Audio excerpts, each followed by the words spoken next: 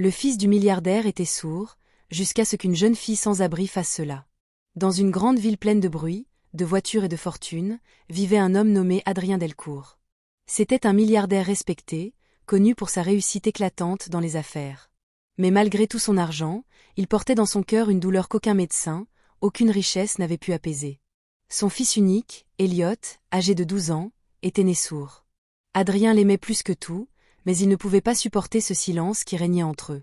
Il avait tout tenté, les meilleures cliniques du monde, des interventions à l'étranger, des implants auditifs coûteux. Rien n'avait fonctionné. Et à force d'échecs, il avait fini par perdre espoir. Son fils vivait enfermé dans un monde de silence, et Adrien, lui, dans un monde de regrets. Chaque matin, Elliot allait se promener au parc avec sa gouvernante. Il aimait s'asseoir seul, loin des autres enfants, pour dessiner. C'était sa seule façon d'exprimer ce qu'il ressentait. Un jour, alors qu'il dessinait un arbre, il remarqua une jeune fille assise sur un banc non loin de lui. Elle avait un vieux cahier, un crayon cassé, et dessinait avec une concentration étonnante. Ses vêtements étaient sales, ses cheveux ébouriffés, mais dans ses yeux brillait une douceur incroyable. Elle s'appelait Maya. Elle avait 17 ans et vivait dans la rue depuis la mort de sa mère. Elle survivait en dessinant des portraits qu'elle vendait pour quelques pièces.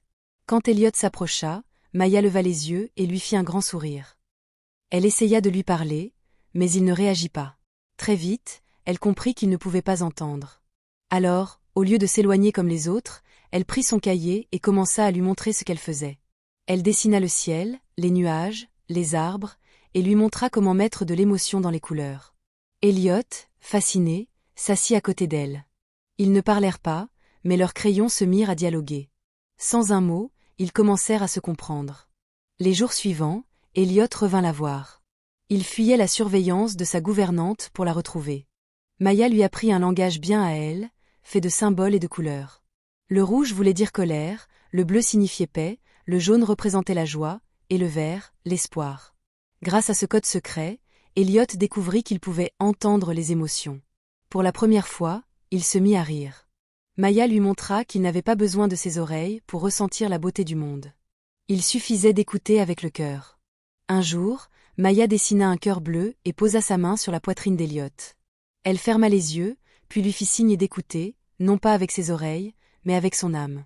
Ce geste resta gravé dans l'esprit du garçon.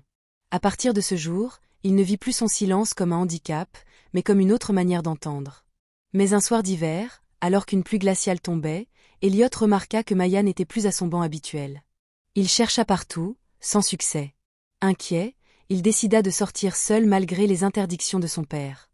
Après une longue marche, il la retrouva sous un pont, trempée et grelottante, serrant son carnet de dessin contre elle. Sans réfléchir, il la prit par la main et la ramena chez lui. Adrien, en voyant son fils entrer dans la maison avec une fille sale et malade, entra dans une colère folle. Il ne comprenait pas.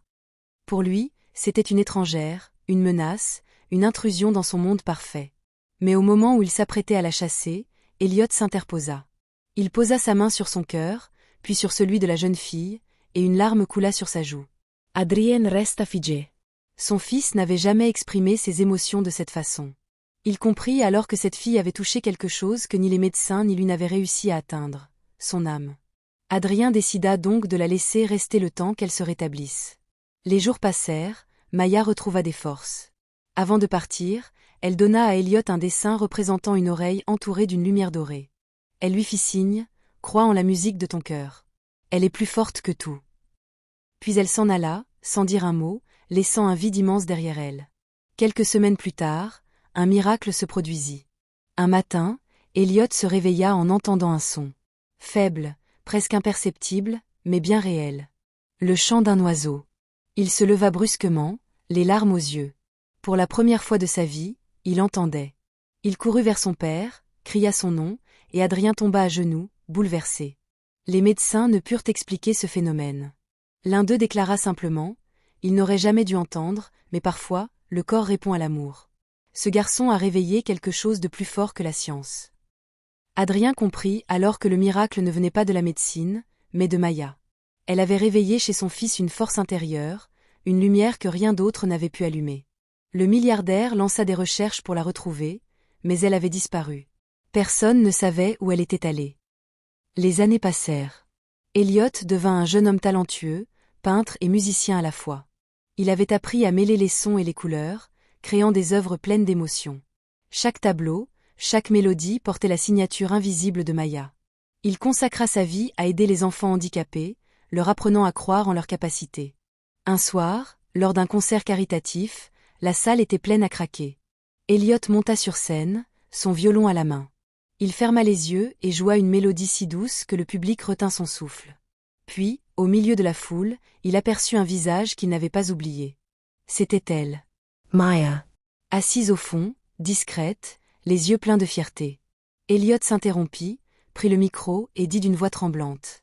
Il y a longtemps, une fille sans abri m'a appris à écouter, pas avec mes oreilles, mais avec mon cœur. Sans elle, je n'aurais jamais connu la musique de la vie. Le public se leva, ému aux larmes. Adrien, dans les coulisses, pleurait de joie. Elliot descendit de la scène, marcha vers Maya et, en la serrant dans ses bras, lui murmura doucement. « Je t'entends. Et je t'entendrai toujours. » Ce soir-là, le silence se transforma en symphonie. Deux âmes, autrefois perdues, s'étaient reconnues à travers un langage que seul le cœur comprend. Et la leçon de cette histoire est simple. Parfois, les plus grands miracles ne viennent ni de la science ni de la richesse, mais de la bonté de ceux que le monde ignore. L'amour, la compassion et la foi peuvent guérir ce que l'argent ne peut réparer.